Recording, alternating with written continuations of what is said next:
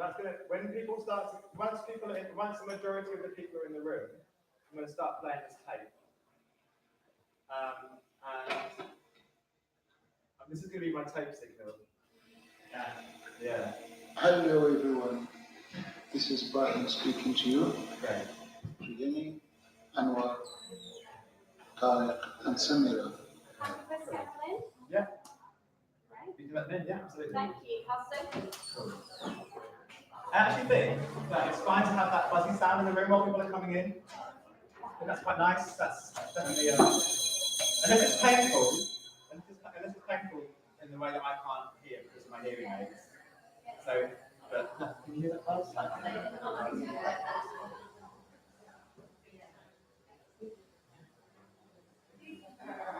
going to find out.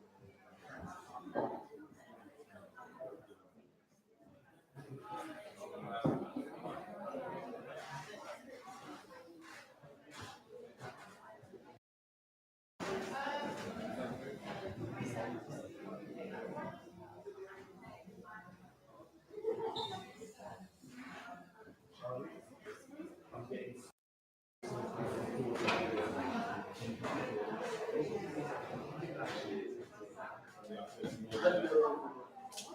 This is Brian speaking to you. Rini, Anwar, Tarik, and Samira.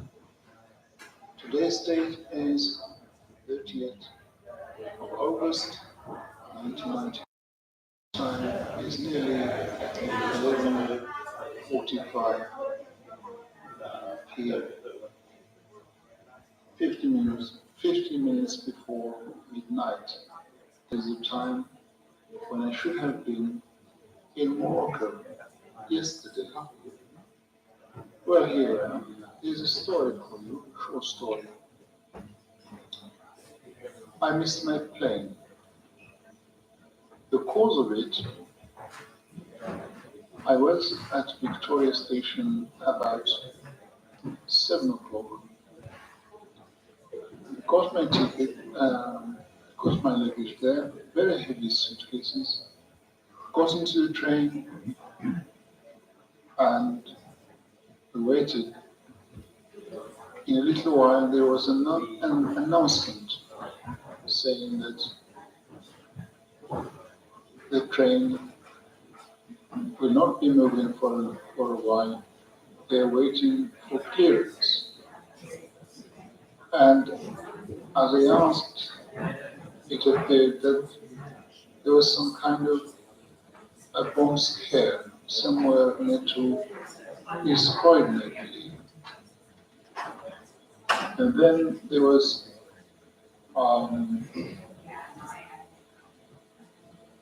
a voice by the controller or the train driver, I would say, saying that there is a package on the line and they could not move until something is done about it. Hi everybody. Hi. I'm Tarik Elmoutawakil. We're currently listening to my dad talking. He's telling a story to his kids about why he was late, why he missed a plane to Morocco. Also, there was no It's quite a long and I would say boring story. There are some moments, there are some kind of like, oh, this is interesting, where it gets juicy, but then maybe also not appropriate for children. One of the reasons the trains apparently late is there were bodies on the line. I don't know if that's a thing for kids to know about, but What I really like about this people tape that I moving discovered about recently, on the line because they might get It's- electricity. towards the end, there's a moment of self-reflection. You might be able to hear it, where he starts to listen to his voice. There's a moment where he talks about how to really listen to your own voice. I've never really heard my dad speaking in that kind of self-reflective way. Eventually, Still. Gatwick Express train. I mean, my dad's very, very interesting. There's some amazing, fascinating stories. Recently, I discovered that I have ADHD, and that might have been a barrier to hearing his stories because English is a second language. It took him a while to kind of get to the points.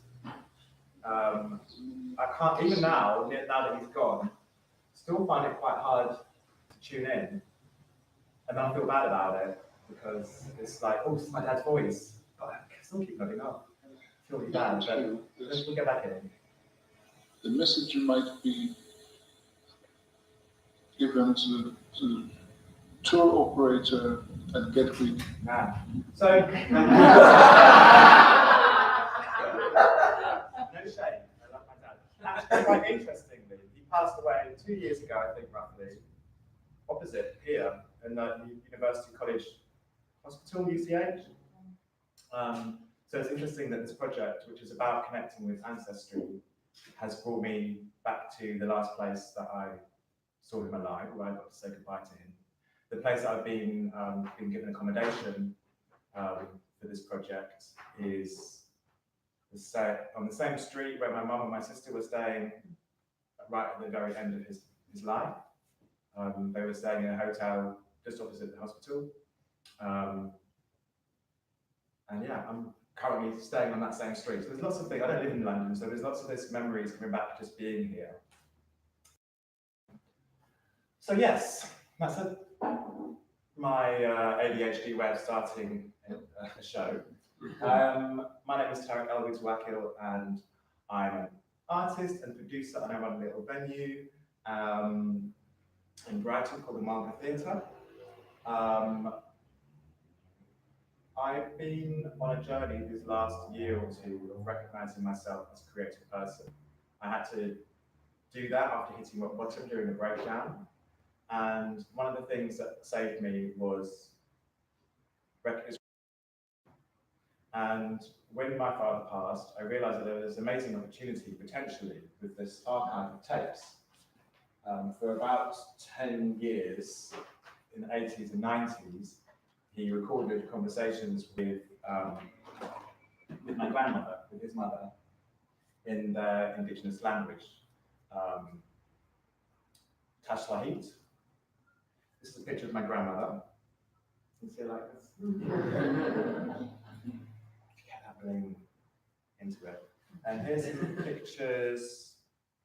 This is my dad. Can we see that on camera? Can you see that in the audience? You probably can't see. You can have a look at it a bit later. Maybe I might even pass it around. Oh, why not? Why not? And there's some pictures even down there at the bottom of us sat by a river. There'll be times that we'd go and sit by a stream. And my dad would take a little recorder and he'd record conversations with his mother and himself. He would do that because he was aware that the matriarchal storytelling traditions were needing to be held onto and archived. So he spent about 10 years, he recorded the tapes, and they're all in a language that I don't understand. So on his passing, there was this realization that we had that this was an opportunity to use these tapes to actually, that if you wanted to continue a connection with my father and our ancestry, these tapes were the way in. So here I am with my first opportunity of trying to find access to the tapes. And I've been thinking about how this might unfold on a stage in front of an audience. My initial idea was that there would be I would find some people who speak Tashlahit on the internet, and they would be here in the audience and would listen to the tapes and they'd go, oh, she said this, and I'd find a way of engaging in the conversation. Now, what has been interesting was that it's been actually quite hard to find the right sort of translator. And that in itself has pulled some interesting conversations out of me on my road to connecting with my ancestry, what the barriers are. So I've been thinking about how it wasn't really until just before my father died, I was fortunate enough to, in Marrakesh, meet some queer Moroccan women who were running a venue. And being in this space amongst queer Moroccan women meant that I could be my Moroccan self and queer self all in one. And I've never experienced that before. Normally when I was in Morocco, I'd be hiding parts of myself in a way that I didn't even realize I was doing. I'm certain queer people here may know a similar thing, or for other reasons you may know about how we can hide parts of ourselves so intrinsically from as long as we can remember that we don't even realize that we're doing it. Sometimes I think about it even like having not having a limb there when I'm in Morocco, and it was just so wonderful to be in a building where I could put all my pieces together. So that feeling of being a whole person, being a queer person, a Moroccan person, and all the other parts of me that come together, but those two specific ones were able to exist in Morocco and over here was what I've been wanting to tap into, and specifically find a way of I want to find a way of translating these tapes with some understanding of queerness. Someone who could talk to me in a way that I could understand, someone who also understood the culture in Morocco amongst the Tamazight people, a conduit. And I've been scared of asking your average Moroccan man because I'm scared what they might think of me. I'm scared. And as a result of that fear, I feel as like there's this whole culture that I want to get closer to, and I don't know how to do it because I'm scared to be my whole self. So I was hoping I'd find a queer woman who could translate my grandmother's words straight from the source. It's been harder than I thought. And maybe there's some people who speak Tashlahit in the audience. I don't know, what are the chances? Maybe there's some people live streaming who might be able to hear some words and understand them. I thought either way, it would be really interesting just to listen to a language that until quite recently was thought as being a language that was primitive. It was believed that they didn't have the Berber people, the Amazigh people, didn't have a written language of their own. Turns out, well, they have got a written language. It was discovered, I think, in the 80s, 70s or 80s, I believe. And it's about 10,000 years old. Here's my dad's name written in Amazigh. Ibrahim. And I have some tattoos here which you can't see that are also the kind of the Amazigh tattooing style. There's a whole thing with Amazigh. So they would the matriarchal tradition of tattooing on faces and hands. It's really gorgeous. So I have admitted that design on me as well. So here we are. I've got some tapes. We could listen to some tapes at some point. We also have the wonderful Estebarak here. Estebarak is Omani. Am I right? No, I've been in Oman for the last 4 years. You introduce yourself. I'm actually Iraqi, born in Iran, raised in the UK. And I think the reason why we've connected and why you've asked me to come here is because about 2 years ago, almost, roughly, I think a couple of months after your dad died, we first met. And we first met on an open call that you did for the Artist Development Scheme for the Margaret Theatre. And they were looking for queer performance artists that are in their final stages of their projects that would be interested in presenting them at the theatre to develop that last push. And I presented the project Tales of the Mother Tongue, which is actually about retracing Amazigh warrior women that aren't in any history books or mythological books, but they're in actual fact they're only around through oral histories and through the conversation between people. And that led me into this kind of incredible experience in Morocco with people, meeting Queen's Collective, the queer women that you mentioned, going to random villages so many different translations, so many different books, so much information. And one of the things that I found absolutely fascinating, which is very relevant to what Tarik is doing, is this concept of unarchiving things that, firstly, aren't archived, that are very personal. And one thing that's really fascinating about a lot of these languages and the Amazigh culture is it might not be archived, but it's as old as things like Greek mythology. Um, uh, the time of the ancient Greeks, there was Amazigh people, and what was going on actually is we don't dress like the Greeks anymore. We don't eat their food. We don't speak their language, but yet they're all over books, all over films, all over a lot of the mythology. I'm sure everyone in the audience here knows, but yeah, Amazigh culture, to the clothes, to the tattoos, to the language is still spoken today and is still strong. So what does that mean? And the importance of archiving. And this isn't archived, but yet it exists.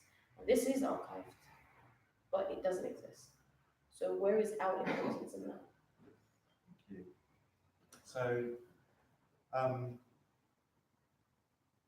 why don't we have a moment to listen to my grandmother speaking? There's a tape here. I think I have the tape. I mean, I am not great at looking up the tapes. I'm quite worried, really. I'm going to keep this archive together. I don't really speak, I actually understand anything that's written in them. But let's see what's on this. This is also kind of partly how I wanted to do this. It's just kind of almost divine what we're going to experience. Because I don't know what this means. But I think this is music. It's a journey. It's a little thing. And you know, to listen to the sound.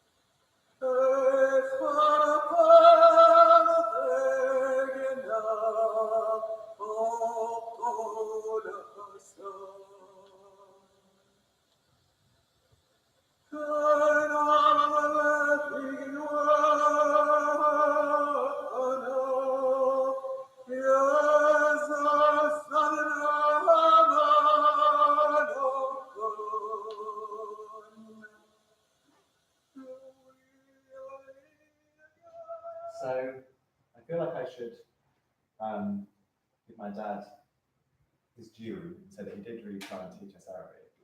Not well, Tashlahit, which is an Amazigh language. There were a number of Amazigh languages. I think there were maybe 5. He did try. I actually didn't really understand that there was a difference between Arabic, Quranic Arabic, and Tashlahit until a few years ago, actually. So I think that might have been a barrier to learning. But I also think maybe one of the biggest barriers was growing up in an Islamophobic country. Because I definitely felt growing up, I was very proud of my Dutch roots. I'm half Dutch, half Moroccan, and I felt Holland was really cool, and it was something that people understood. People could understand Holland in the context of that. And I didn't really feel as proud of my Moroccan roots, and I think maybe at times I might have done, but then also I guess it was not the hook people didn't kind of hook on. If I was talking about something that I was about pride in my with Amazigh heritage, it didn't have the same response from people. I also equated the Amazigh culture with Islam, and actually the Amazigh people were Islamicized. Actually, they were a matriarchal society, and what Islam did, which was a shock to me, but not shock really, I knew it, but it was a shock to hear people say it. It took away women's rights in the region and to the people. And so actually, if you look at the characters before Islam came and the people of importance, the queens, the warriors, all that, there was so much more female presence outside the home. And then Islam came, and then the women went inside the home. And I think this is, so there's this one, on the one hand, I'm so proud to recognize that I have ancestry that is tribal and matriarchal. And I kick myself in a way for not having been obsessed with that as a kid and being more proud of it. But I also forgive myself for recognizing that the society that I lived in didn't really want me to do that. I also even see now, today, when I try and reclaim my roots, how it always feels a little bit uncomfortable. I feel like sometimes I might be an imposter, even though it's of direct lineage. I like to wear this little hat. I have been wearing it the last couple of years since my father died. But then also it sometimes exposes me and brings about a sense of shame, because I might go into an off-license, buy some crisps, some hula hoops, wearing a hat, and someone might try and engage with me in Arabic. And then I go back to that place of shame, which I think also my father might have felt as well, in that he really tried a number of times to teach all of his children Arabic, and when we would be in Morocco to teach us Amazigh language as well, but it was, I think, a constant struggle that he probably also found frustrating. It would be long before the lessons were not fun at all anymore. So yeah, that sense of shame, because every time I go to Morocco now, people will, I'm so proud, I go to Morocco, people can see my face, they know where I'm from. And I go, Berber? And I'll go, yes, Berber. And then they'll try and speak to me in Tashlahit or in Arabic. And then I have to be like, I'm really sorry, I just speak English, sorry. And I feel sad, and then they feel a bit sad as well, and then they ask me why, and it's just kind of, and that happens like repeatedly. I don't know if anybody else also knows that experience of not speaking the mother tongue. I think that's also another interesting point, I think, of it being the mother tongue. I can speak more Dutch than I can speak Arabic, despite not really ever having any formal Dutch lessons at all. My mum is Dutch, and that was maybe an easier transference of language or culture. So I think about how mums pass a language on, how that the closest between mother and their child. Can I ask you a question? Yeah, please. So you these things that you mentioned the word shame, and I think shame means different things to different people. I mean, it is the same concept, but we all feel shame from different spaces, I guess. Do you feel a sense of shame listening to these tapes now? Well, actually, that's a good question, because I have found, since getting hold of them, because I've been with my mum after a while, since getting hold of them, partly I expected myself to just be listening to them all the time, and just listening, absorbing this language, but I haven't been. And I think there is, because there's a sense of shame, there's a sense of guilt when I put them on, that I kind of feel a little bit, a sense of sadness and loss also. But yeah, I think there's this uncomfortable sense of shame that I haven't got to the root of yet. So it's just kind of, I'm just thinking about that. And then I thought, well, you know what, we'll just make sure that when we listen to the tapes, it'll be an experience we all share together, so I can creatively bury that shame. I did say to Tarik, this is a really brave thing that he's doing, and also something that I think is an incredible step forward.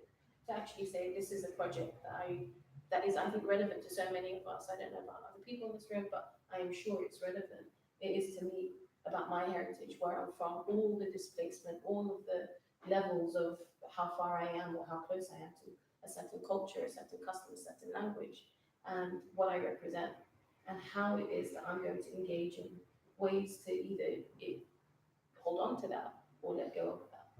And this is like really the starting point of what is the next step of this. What are we going to do now? What are you going to do now? Yeah, what am I going to do next? I don't know. I'd love to find out a way of putting these digitally into an archive, but even that I think is going to be complex. I want to trust the person that I'm working with, that it will be respected, that it's done with respect for the matriarchal voice within it.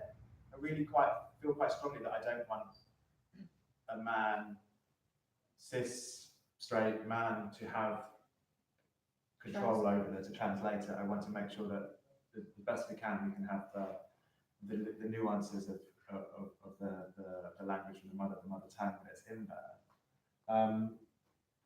This might be a good moment to have a bit of mint tea, I think, and maybe a tape. I'll try and see what else we'll dive into. We can also maybe in a moment have a look at. It's a bit hot, Tarik. What's that? It's a bit hot, Tarik. I don't know if I can touch it. Oh, do we need a cloth, don't we? Why don't we use? I have here. This is a nice moment actually. We'll use this, and at the same time, we're going to put this on. This was my dad's, and I picked it up at his funeral. My cousin was wearing it at the time in Morocco. We took his body to Morocco and we buried him. He was buried in the mountains in his village where he's from. And my cousin was wearing this. I saw it and I was like, that is gorgeous. And my mum was like, that was your dad's. So I've been wearing it since. And it always makes me feel close to him in a way that maybe I didn't have the opportunity to in real life, to get those kind of hugs. Feels like a nice hug from my dad. And how stylish is it? Also, this is just like shepherd wear, as far as I understand. How stylish. Like, can you just imagine the goats being like, yes!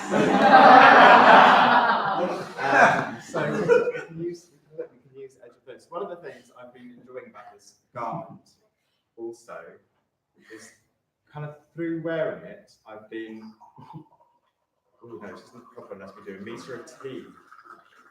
My dad was here to make a joke about a metre of tea. He'd try and make a joke about having a metre of tea, but he'd be too blown away by the punchline and he'd be rolling around on the floor in tears. He was very, very good at laughing at his own jokes. Bless him. Let's see if I can get a metre of tea. Maybe not, half a metre. I'm only half Moroccan. Does anybody else like some tea?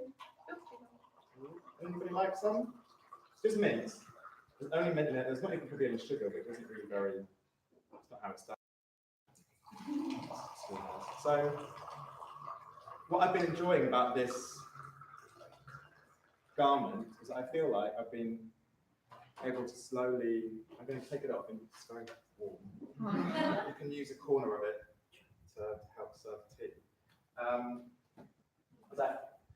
It's been my own way of connecting with my dad. And I guess this is kind of that connects with these tapes. It's using what we have to connect with our past. I discovered how to wear it. I never wore one of these before. I discovered how it keeps you cool on a hot day and how it keeps you warm on a cold day. How you can use the cape and block the sunlight so you can sleep outdoors in the heat. Really nice. Yeah. So, oh yes, and I was saying earlier about clothes actually, and about how people treat you funny. When I wear this, I love wearing it, and sometimes people compliment me in it. Sometimes people like to make jokes about, someone will say, oh, you look like a Jedi, or you look like a wizard. Thank you very much, shukran. There's 5 teas if anyone wants. And I respond that actually, someone will say, oh, you look like Gandalf. And I'll be like, Gandalf actually stole this coat from my people. Gandalf is cultural appropriation. Which actually I think is true. A lot of the time, I think in folk stories, in Western stories, I feel like what makes the way in which people from around the world get to be in these stories is by being a magical person. And so a lot of traditional clothes are standing for magic person. Which is interesting, being assumed to be a magic person. But did you forget to yourself the two? We'll share one. We'll share one. So yeah, people will say things to me, and I just think I recognise that as also a blockage to my culture, because I just want to maybe just wear everything and not for it not have to be someone to go, oh, you look like this or you look like that. I'm happy for people to say something nice, but often there's a kind of othering feeling, or just a connection to like some fantasy nonsense that this is not fantasy, this is just like stylish desert wear. Know it for what it is. Okay, we're going to see what's on this tape. What I just listened to. Yeah, it was. Yes, Scotland.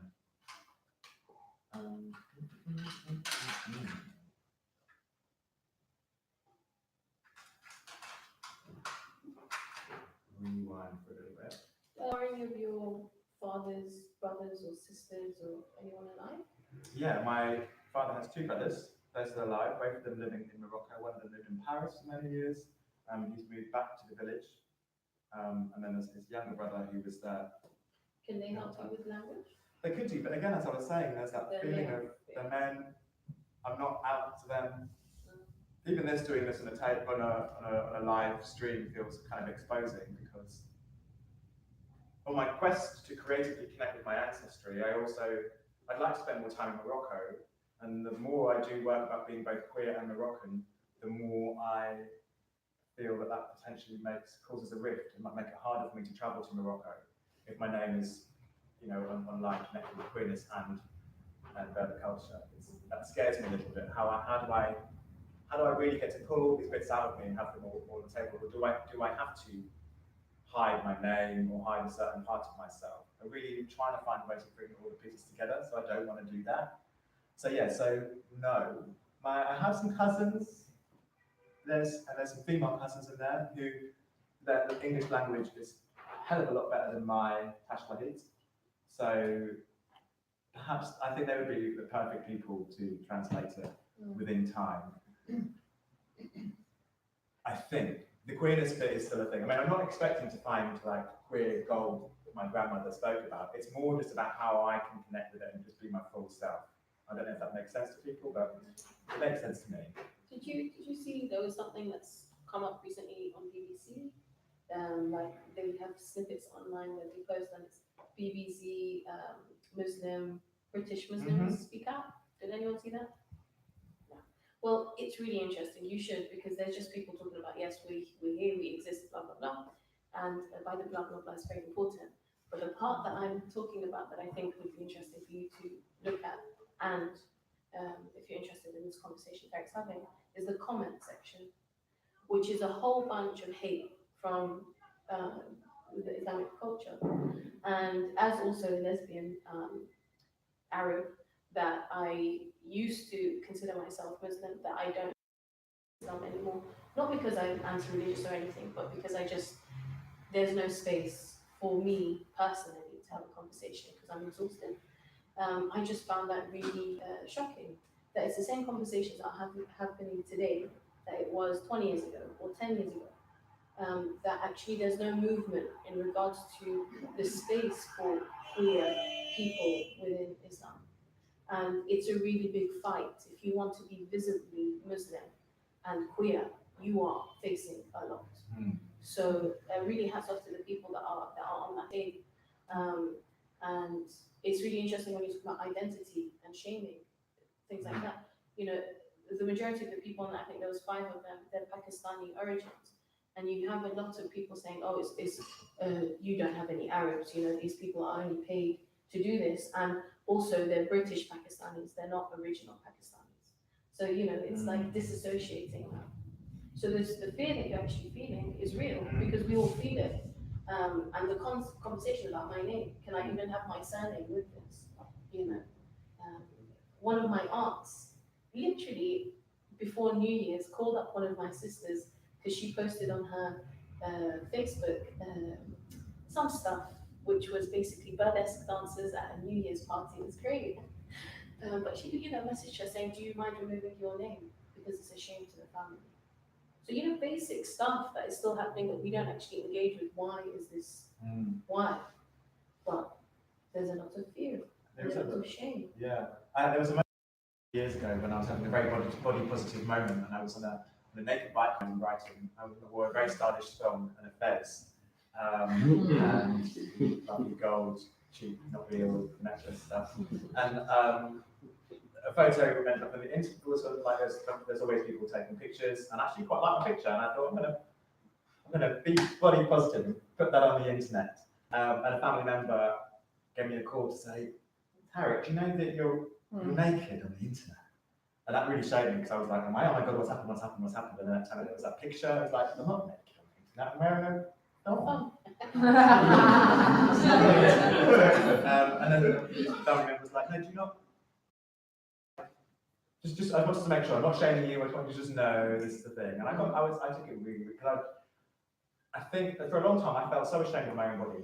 Okay, I didn't feel like people would want to see my arms even. It took a long time to allow my body to be seen.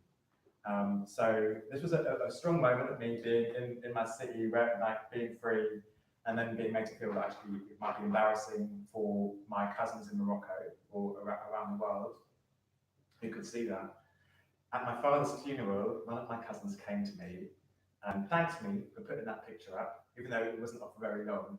But they thanked me for putting it up. In fact, his wife was saying, "You should be more like Tarik. Look, if you can do this, then maybe you can be more free as well." So that was a really powerful moment for me as well. And I think it's this thing of pushing through this feeling of what we're told we're not supposed to exist, we're not supposed to be, we're not supposed to be able to be. For me to wear this with something sparkly feels like that's already pushed with my earrings. So there's things that I feel like they're not supposed to be together. And I like challenging that, but I also, I feel like I do it on a tightrope. Let's hear some more what's on a tape for a minute.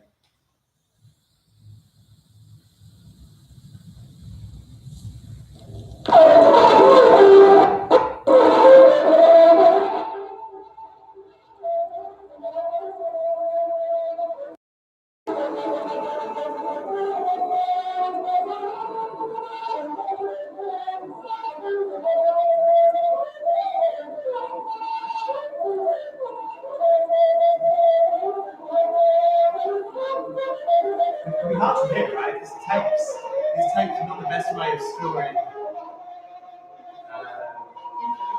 They're not great. They're falling apart. So I think a lot of people, I had a friend actually who also is Tamazight, and he also has tapes of his family. I think quite a lot of people have got their heritage, particularly amongst matriarchal cultures, have stored stuff on tapes. And I guess also part of what I wanted to do this for was to remind people living over here about the tapes and to push past that fear of doing something with culture that they may not feel 100% connected to, but that it's their right to do so. Also, maybe to have a conversation of do we have a right to this? Do I have a right to say something about my culture, about walking, about Islam? I also don't want to add to it. I don't think that's helpful to anybody.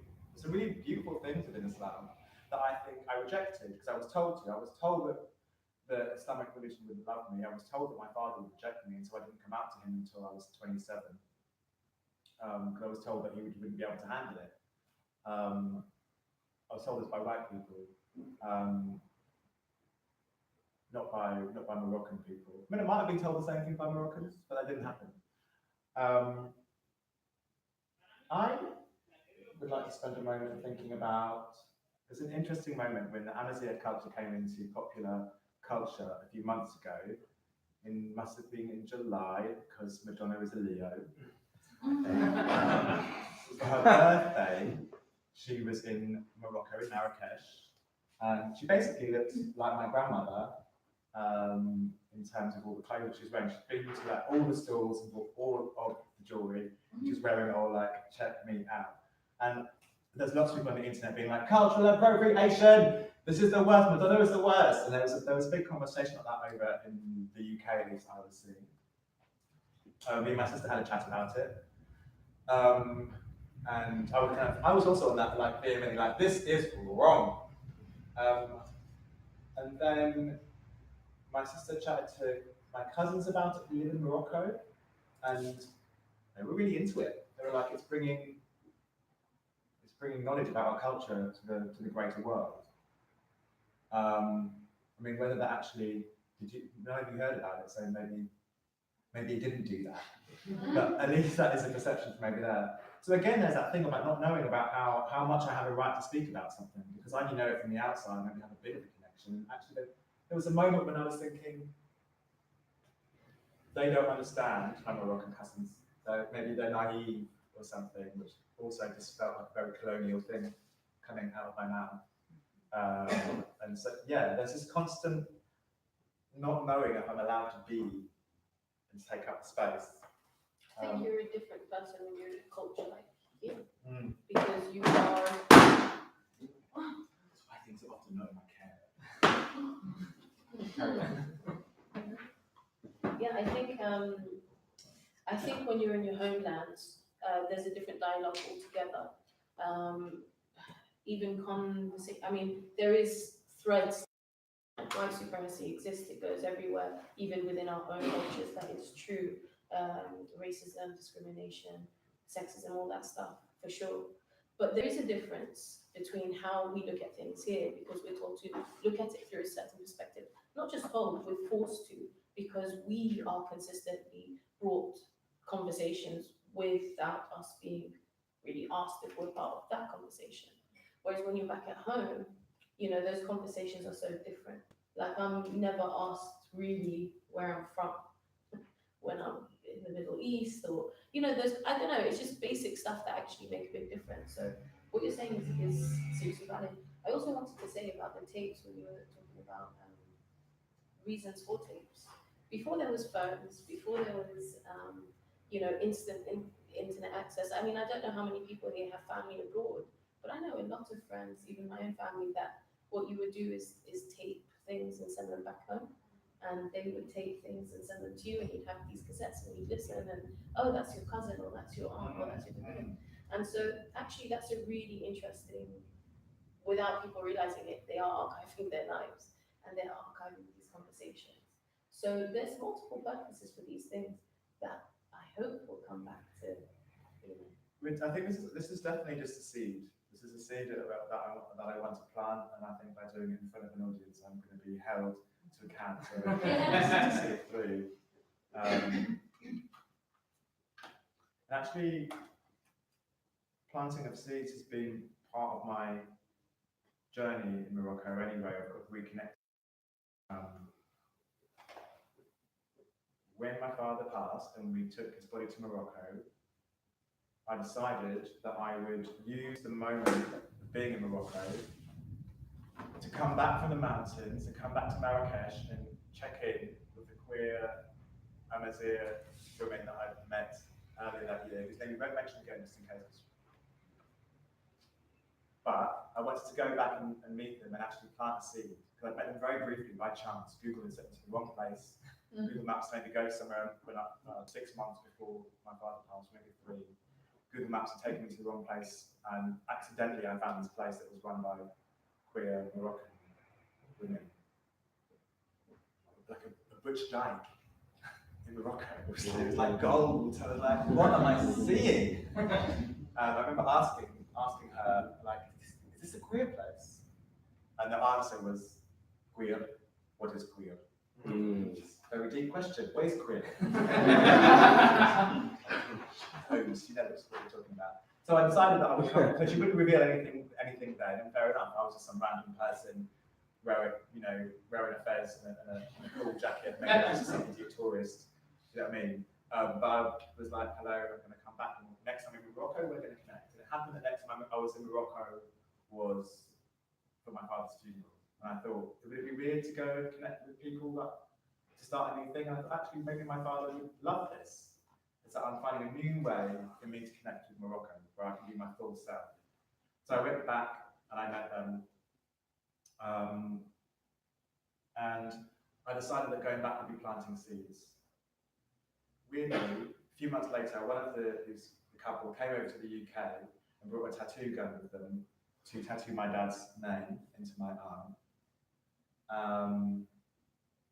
And they tattooed also something on my shoulder, which was in the traditional style of tattoos. They have meaning. Again, a lot of the meanings have been lost. But there are some books, there's some places you can find some of the meanings of tattoos. And this one on here is made of lines, dots, and triangles. And there's a particular tattoo that is made of triangles, dots, and lines, and it's seeds. And this was like scattered seeds, which is what I'd gone to Morocco to do, and I'd end up getting a tattoo that meant scattered seeds without even meaning to create that tattoo. Happened kind of it was an improvised tattoo. And later on we kind of divined the meaning of scattered seeds. So that's returning again. Here's some seeds in the audience actually. I'm going to throw these seeds out. Maybe wondering what these balloons are. Seeds, they're for people to play with. To make it break up the space a little bit. Some of them have got mint in the back. I've tried to the bottom of it. They're just to make something a bit playful for an audience. I don't like things to be too serious. It stresses me out when things are too serious. So this is a way. Also, maybe like reclaiming a space as well, allowing myself to be weird and have my little silly balloons, weights in them that seem to bring me a lot of joy. I don't know why, it's really do. Are they bringing you joy out there? Yeah. It's joyful. So there's this thing about being able to be like a weirdo. That's often maybe not a thing, isn't it, within traditional cultures? Being able to stand out and be a weirdo. And I'm very proudly weird, but I'm now trying to bring all those bits together. A traditional part of me, or someone who can kind of stand positively, affirmatively amongst traditional people and feel that I'm allowed to be there. Traditional people. Let's listen to a tape. I actually have some written documentation as to what's on it. Facts.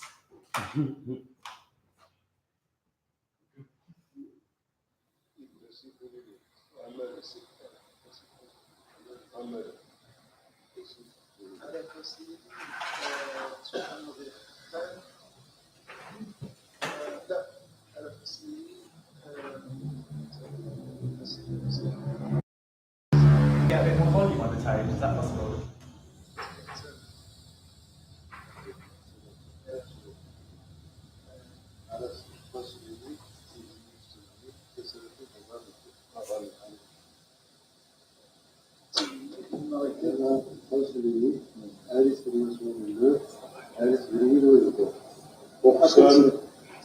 أقسم جنوان اللون يذكر إيجاتيت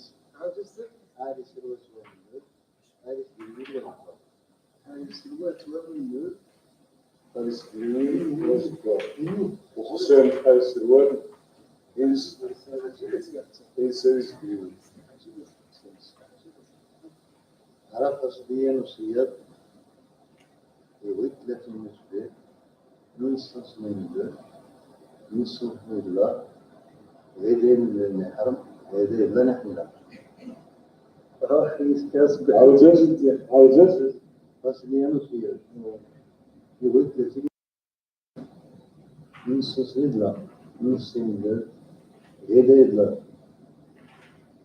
إحنا غير لا نحن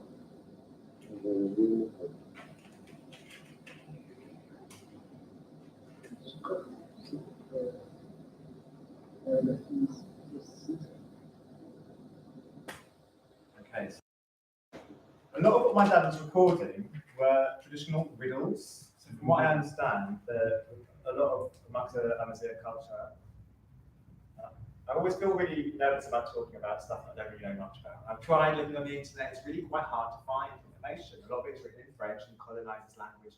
It's not my colonizer's language, it's another one. So I've been finding it hard to penetrate that context. I'm lucky to have these transcripts here, but again, they're written in quite formal way. This is for maybe a doctorate or a thesis or something that my dad was writing, which insists that we use impenetrable language. So I'll read this. Maybe it's understandable. This interview took date indicated above, which is the 16th of October 1990, with the presence of the interview. At the interview are, in addition to mother, brother, Majou, also at the interview was Ms. Tamazight, bourgeois, and then some abbreviation I do not understand. I began by asking mother if she would tell me some riddles, to which she agreed, but on this occasion she only gave me just one riddle, as she politely excused herself and went to bed. She seemed tired, and was also apparently getting rather late for her. And here is the riddle she told me everything on that setting. So this will be, I'm not even going to attempt to read that. So can you explain to the riddle? Can you explain to me what is the monster that eats flour and grows some fingers as big as a thresher fork? And then, or a female beast that eats flour and has some fingers as big as a monster. Any idea what that is? No. Well, apparently, potentially, maybe a watermill. The crude shape of traditional Berber watermill, its large V-shaped bag and its huge grinding stones could be imagined as a monster feeding on flour. Its large finger represents the mill's water power-driven wheel spokes. So, I also find interesting in here, actually, here he says it. None of the people present at the interview knew the answer to the riddle above, but when mother gave a solution, everyone cheered and said it was a wonderful riddle, partly because they never heard it before, and partly because it's striking imageries. And then asked mother, when and from where did she first hear it? She replied that she heard it when she was a young girl and that it was told by Ada Abdul-Wazid, her cousin, an old man at the time. So that, for me, is like a really clear example of precariousness of these traditional stories or riddles, because she knew an answer that she remembered from her childhood, so maybe from 70 years beforehand, but no one else did that. So if it hadn't been captured here, I don't know how many other times that riddle has been captured, and maybe this might be one of the last times in which it's told. I don't know. Hopefully there are people in Morocco who also doing this work. I'd like to believe there are. I'm sure that there are. But I'd love for that work to be translated in all of the languages so that we can all have access to that. So yeah, that's I think a thing that I think about how maybe there's a bit of responsibility for us as protectors of this knowledge, of these riddles. Let's see if I can find another one. See if you can get the answer. Here's another one. Okay, so she went all over. This is very short riddles, and they don't even seem like riddles to us. Right, this is interesting. She went all over the house and then returned to the corner. Who was that? Who goes all over the house and then returns to the corner? Mouse. Spider. Any answers? Spider. Spider. It said spider. A mouse, you said? Is that right? Rug. That is a rug. Dust. Dust. Go. No. Actually, dust is probably the best answer, but it's not the answer. It's the best answer because the answer apparently is a broom. The picture presented before us is that of a house and a female or something of female gender involved in an action after which she returned to the corner. Paradox. The absurdity of this riddle is what we are talking about is a female person is why should she return to the corner? If what is in question is an animal or an inanimate object, then it would appear unnatural for it to return to the corner of its own accord. It's a metaphor. The broom, female, is likened to a woman. Oh my goodness. This is what we're translating. Exactly exactly this reason. Because perhaps it would be translated slightly differently. The brood, female, is likened to a woman doing her job around the house when finished to retire for a rest. When I asked Safa for a contribution, she gave me the above mentioned riddle together with its answer. Okay, so there's that one. And what are we doing for time? Oh, it is. I do have a watch. I always forget. 7:30. 7:30. Oh my goodness, that's almost an hour. I'm going to give us a couple more minutes of listening to some of these tapes, and I think that might bring us towards the end. Let's have a listen. See what we. Ooh. Ooh. Wait, that's a good one. Wait for it. Do I even have it? I thought I had some better music.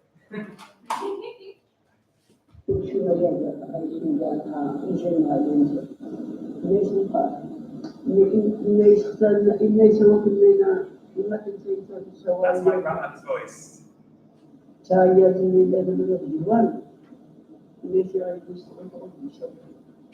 I think.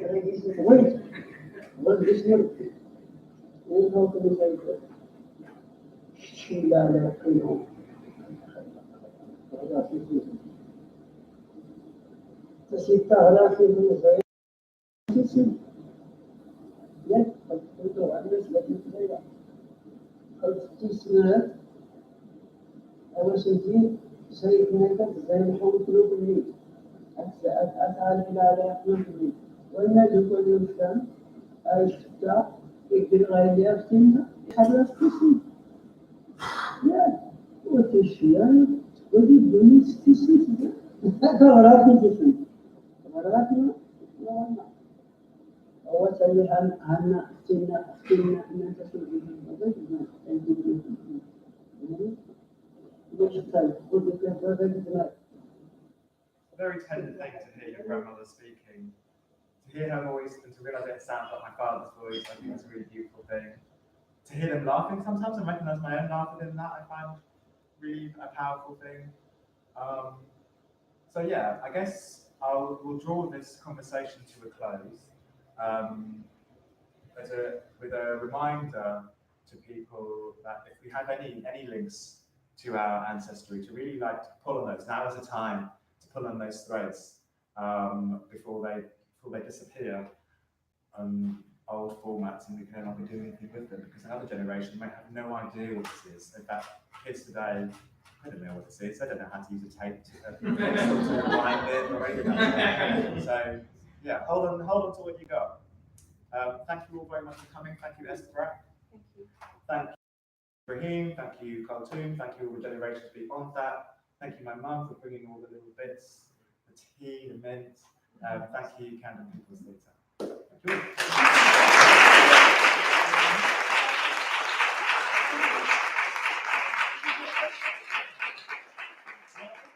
So we have a question. So I'm going to ask, but there's going to be some food. I'm going to have, if anyone has one question, I'll answer it. I have a question. What did you call your grandmother? Can you repeat that for me? What's your grandmother's name? What's the family? What's your grandmother's name? And what did you call her? Her name was Khartoum. I called her Jidda. It took me a while to know that her name was Khartoum. I thought her name was Jidda, which means grandmother. And yeah, so we didn't share a language, but I do remember really enjoying her embrace. Also being confused by it actually, because we arrived in Morocco and then she would just grab you and just be kissing you and kissing you and kissing you and kissing you and kissing you. It was actually kind of very like, what is going on? And yeah, I now look back at that very fondly. And my mum used to, despite not speaking any of the language, did a really good job, I think, of communicating with, and still does actually. She goes to Morocco all the time and talks to people. And maybe she doesn't have that element of shame. It's all because for her it's all, I think, starting off is from the beginning. Do you know what I mean? Whereas for me, I have this extra element that perhaps I've done something wrong. I should know more. But I'm shaking that off. Shaking off that shame. Yeah. So Khartoum, that's her name. Thank you. Yeah. We do have to finish, so I'm going to. Thank you all. Thanks for coming.